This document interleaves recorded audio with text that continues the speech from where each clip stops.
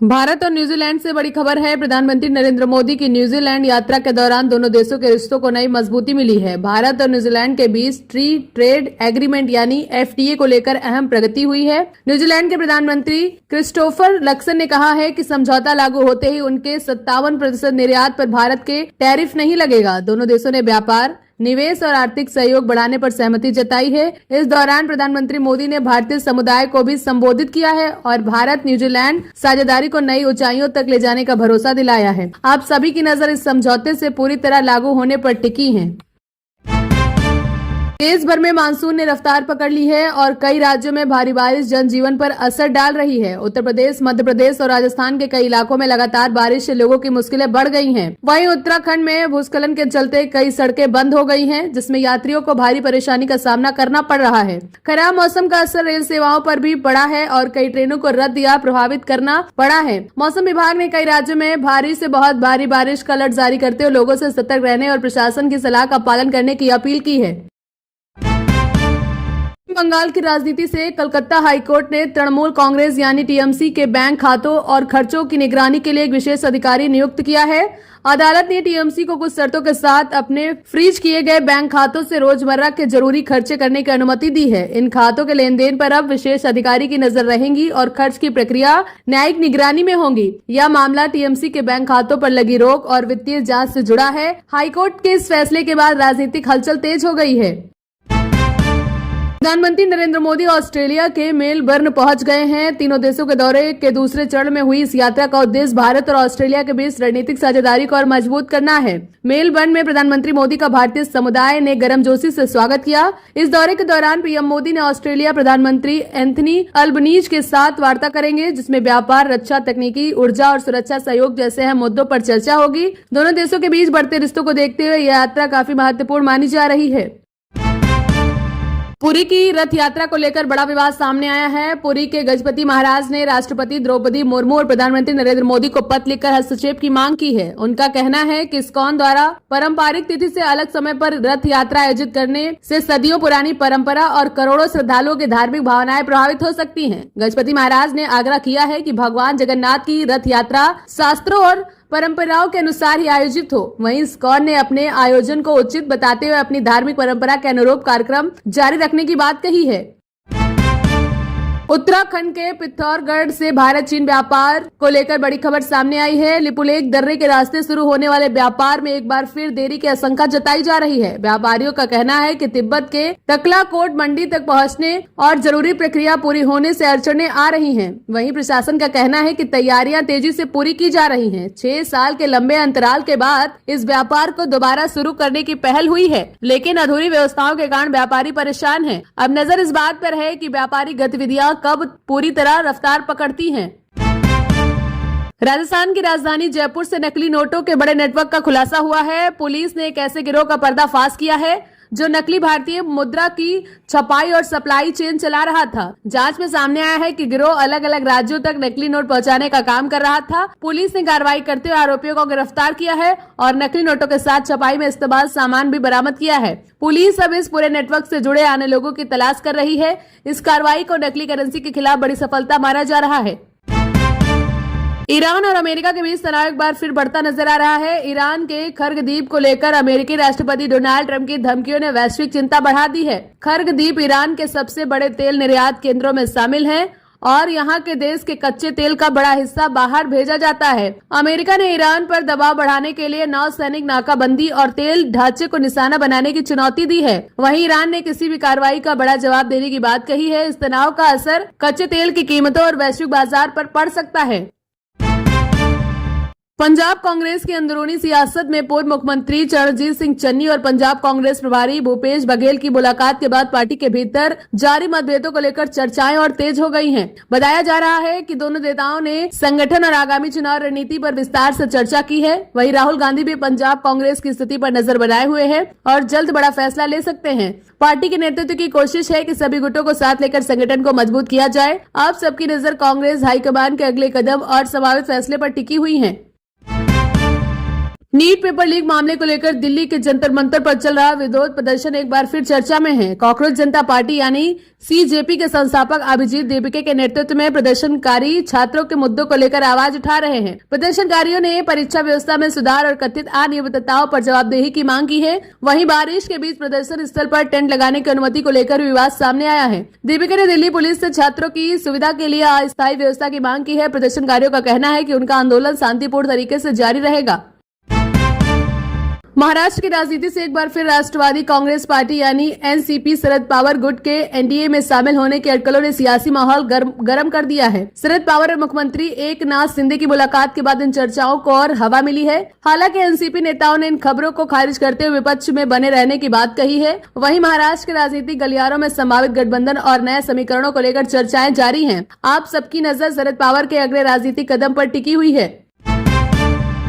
Iran और America के बीच बढ़ते तनाव ने पूरी दुनिया की चिंता बढ़ा दी है। स्ट्रेट ऑफ हॉर्मुज़ में ड्रोन गतिविधियों और सैन्य टकराव की आशंकाओं के बीच वैश्विक अर्थव्यवस्था पर खतरे के बादल मंडरा रहे हैं। यह जलमार्ग दुनिया के सबसे महत्वपूर्ण ऊर्जा मार्गों में शामिल है, जहां से बड़े पैमाने पर तेल और गैस की सप्लाई होती है। अमेरिका और ईरान के बीच बढ़ते विवाद का असर अंतर्राष्ट्रीय बाजार, कच्चे तेल की कीमतों और व्यापार पर पड़ सकता है। विशेषज्ञों का कहना है कि लंबे समय तक तनाव जारी रहने की ऊर्जा सुरक्षा और वैश्विक महंगाई पर असर देखने को मिल सकता है।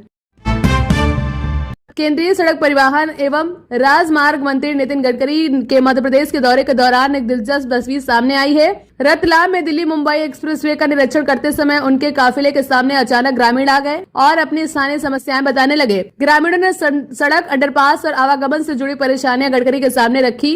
मंत्री ने उनकी बातें ध्यान से सुनी, अधिकारियों को आवश्यक कार्रवाई के निर्देश दिए। गडकरी का यह दौरा एक्सप्रेसवे की सुरक्षा, निर्माण कार्य, स्थानीय सुविधाओं की समीक्षा के लिए था। इस घटना का वीडियो अब सोशल मीडिया पर तेजी से वायरल हो रहा है। उत्तर प्रदेश की सियासत से एक बार फिर धार्मिक और राजनीतिक मुद्दे को लेकर हलचल तेज हो गई है। समाजवादी पार्टी के प्रमुख अखिलेश यादव ने लखनऊ में शंकराचार्य से मुलाकात की और उनका आशीर्वाद लिया। इस दौरान उन्होंने गौ सेवा और धार्मिक परंपराओं से जुड़े मुद्दों पर अपनी बात रखी। अखिलेश यादव ने कहा कि संतों और धार्मिक संस्थाओं का सम्मान जरूरी है। वहीं इससे पहले भी वह शंकराचार्य से जुड़े मामलों पर अपनी प्रतिक्रिया दे चुके हैं। इस मुलाकात को उत्तर प्रदेश की राजनीति में नए समीकरणों से जोड़कर देखा जा रहा है। अब नजर इस बात पर है कि इसका सियासी असर आने वाले समय में कितना दिखाई देता है। इंदौर से पुलिस की मुस्तैदी की एक बड़ी खबर सामने आ रही है। द्वारकापुरी थाना पुलिस की गिरफ्तारी से भागने की कोशिश करने वाला एक आरोपी ज्यादा दूर नहीं जा सका। आरोपी ने पुलिस को चकमा देकर फरार होने का प्रयास किया, लेकिन पुलिस टीम ने तुरंत पीछा किया और कुछ ही दूरी पर उसे दबोच लिया। इस दौरान इलाके में कुछ देर के लिए अफरा तफरी का माहौल बन गया। पुलिस ने आरोपी को दोबारा हिरासत में लेकर उसके खिलाफ फरार होने और सरकारी कार्य में बाधा डालने सहित अन्य धाराओं में मामला दर्ज किया है। पूरे घटनाक्रम की जाँच जारी है। पंजाब से एक चर्चित धार्मिक हस्ती को लेकर बड़ा विवाद सामने आया है। खेड़ी वाले बाबा गुरविंदर सिंह एक बार फिर सुर्खियों में हैं। रिपोर्ट के मुताबिक बाबा ने नशे के खिलाफ संदेश देते हुए अफीम छोड़ने का दावा किया। वहीं दूसरी ओर सोशल मीडिया पर उनकी आलोचना करने वालों को लेकर विवाद खड़ा हो गया है। आरोप है कि आलोचकों को धमकियां दी गई, जिसमें एक महिला को भी कथित रूप से निशाना बनाया गया। मामला सामने आने के बाद मुद्दा चर्चा का विषय बन गया। फिलहाल संबंधित पक्षों की प्रतिक्रियाओं का इंतजार है और पूरे घटनाक्रम पर सभी की नजरें बनी हैं। डायबिटीज मरीजों के लिए राहत की खबर सामने आई है। अब इंसुलिन लेने वाले मरीजों को रोज रोज इंजेक्शन लगाने की परेशानी से राहत मिल सकती है। भारत में दुनिया का पहला सप्ताह में सिर्फ एक बार लगाने वाला बेसल इंसुलिन लॉन्च किया गया है। इस नई दवा का नाम एविक्लिक यानी इंसुलिन आई कोडेक है, जो टाइप 1 टाइप 2 डायबिटीज वाले वयस्क मरीजों के लिए उपलब्ध होगी। इसकी मदद से साल भर में लगने वाले 365 इंजेक्शन घटकर सिर्फ 52 रह जाएंगे। इसकी 1 ml पेन की कीमत करीब 2611 रुपए बताई गई है। हालांकि डॉक्टरों की सलाह के बाद इसका इस्तेमाल किया जा सकेगा। प्रधानमंत्री नरेंद्र मोदी की न्यूजीलैंड यात्रा से बड़ी खबर सामने आई है। ऑकलैंड में पीएम मोदी ने न्यूजीलैंड के प्रधानमंत्री क्रिस्टोफर लक्सन के साथ द्विपक्षीय वार्ता की। दोनों नेताओं के बीच व्यापार, निवेश, रक्षा, शिक्षा और रणनीतिक सहयोग को लेकर अहम चर्चा हुई। भारत और न्यूजीलैंड के बीच फ्री ट्रेड एग्रीमेंट यानी FTA को रिश्तों में नई मजबूती के तौर पर देखा जा रहा है। इस समझौते के तहत व्यापार बढ़ाने और आर्थिक सहयोग को आगे बढ़ाने पर जोर है। वहीं पीएम मोदी ने न्यूजीलैंड में भारतीय समुदाय को संबोधित किया और दोनों देशों के मजबूत संबंधों का जिक्र किया।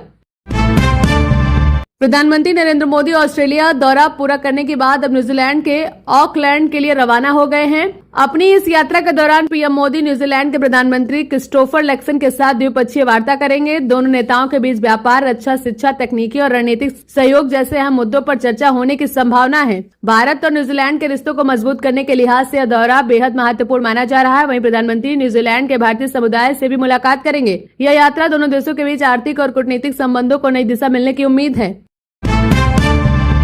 बद्रीनाथ धाम में वीआईपी दर्शन को लेकर विवाद गहराता जा रहा है। श्रद्धालुओं में कथित तौर पर 1100 रुपए लेकर वीआईपी दर्शन कराने के मामले में तूल पकड़ लिया है। आरोप है कि यह वसूली बिना आधिकारिक अनुमति को की गई, जिसके बाद मंदिर प्रशासन ने मामले की जांच शुरू कर दी है। उत्तराखंड सरकार ने भी पूरे प्रकरण को गंभीरता से लेते हुए जांच के निर्देश दिए हैं। इस बीच मंदिर समिति का कहना है कि दोषी पाए जाने वाले किसी भी व्यक्ति के खिलाफ सख्त कार्रवाई होगी। आप सभी की नजर जांच रिपोर्ट पर टिकी है, जिससे यह विवाद सच्चाई सामने आ सकेगी। अमेरिका में H-1B वीजा और ग्रीन कार्ड नियमों को लेकर नए सख्त नियमों के चलते भारतीय प्रोफेशनल और अमेरिका में काम करने वाले विदेशी कर्मचारियों पर असर पड़ने की संभावना है। अमेरिकी प्रशासन वीजा प्रक्रिया में ज्यादा जांच, वेतन मानकों और पात्रता नियमों को कड़ा करने की दिशा में कदम उठा रहा है। H-1B वीजा धारकों और ग्रीन कार्ड आवेदकों को अब दस्तावेजों, आवेदन प्रक्रिया और जांच से जुड़ी अतिरिक्त सावधानियां बरतनी होंगी। वहीं रोजगार आधारित ग्रीन कार्ड में भारतीय आवेदकों की लंबी कतार को देखते हुए चिंता बढ़ गई है। विशेषज्ञों का मानना है कि इन बदलावों का असर अमेरिका में काम करने वाली योजना बना रहे भारतीयों पर पड़ सकता है। पश्चिम बंगाल की राजनीति से तृणमूल कांग्रेस को बड़ा झटका देते हुए पूर्व राज्यसभा सांसद सुष्मिता देव, सुखेंदु शेखर राय और प्रकाश चिक बराइक भारतीय जनता पार्टी में शामिल हो गए हैं।